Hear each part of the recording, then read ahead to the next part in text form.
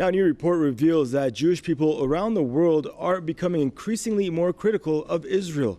Now, the study conducted by the Jewish People Policy Institute shows that large numbers of Jewish people feel uncomfortable with being seen as representatives of Israel. Jewish youth outside Israel are also growing more alienated from Tel Aviv. They doubt that Israel truly wants peace with Palestinians. The Jewish people outside Israel also say that Tel Aviv needs to consult them on sensitive issues since its military actions affects them. Now, the report was released a year after Israel's deadly attack on Gaza, which left over 2,100 Palestinians dead.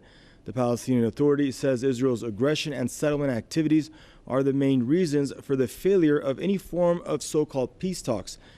More than 500,000 Israelis live in over 120 settlements built on occupied Palestinian territories. Now we're joined out of Pucallpa by Mr. Max Igan, radio host and political commentator. Now, Mr. Igan, scores of countries have increasingly been condemning Israel for its treatment of Palestinians, both in their land grab policies, expansionist policies, and just with respect to the way they treat them in their protests and whatnot. And now you have actual Jewish people showing disdain for Tel Aviv, increasingly more disdain. What's causing this huge wave of, protests against Israel? And now, why are they losing trust and support from their own people? Well, really, this has been a long time coming, and it should come. The actions of Israel have been absolutely atrocious, and anybody with any ounce of humanity is speaking out against this. And the problem is that Israel does not want peace. It's never wanted peace with the Palestinian people. If you want peace with people, you don't bulldoze their homes and build settlements on them, and you don't put them in prison and keep them under siege like they've done in Gaza Strip. You don't do all the things that they've done.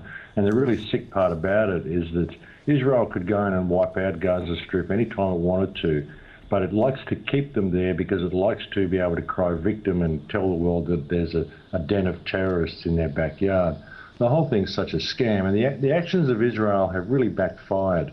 The Benjamin Netanyahu policies were originally designed, I think, to try to get the Jewish people to come back home, because it was obvious that they were going to get persecuted from the actions of Israel in this last incursion and force them to come back home. But now the Jewish people around the world are saying, well, hang on, we just can't really agree with this at all either. And it's no wonder. And I think everything's backfiring in the face of Benjamin Netanyahu, and it's about time. And Mr. Igan, do you think that prolonged isolation of Israel in this manner may lead to the U.S. possibly changing its position towards Israel and perhaps ratcheting up pressure on Israel to change its behavior towards Palestinians? Well, it's going to have to. It's going to have to if it wants to maintain any credibility at all. And the U.S. doesn't really have much credibility left at all anyway. But the problem, of course, is the huge Zionist influence within American government that controls U.S. foreign policy. That's the real problem. Even if the American people and a lot of members of the American government don't want to be funding and channeling money to Israel, there is a huge Zionist influence within the government, and that's really what they've got to do. They've got to get all these dual citizens out of their government, and they've got to start employing people that actually serve the American interests and not Israeli foreign policy. Well, thank you for your joining us program here, sir. That's Mr. Max Igan, radio host and political commentator, joining us out of Pucallpa in Peru.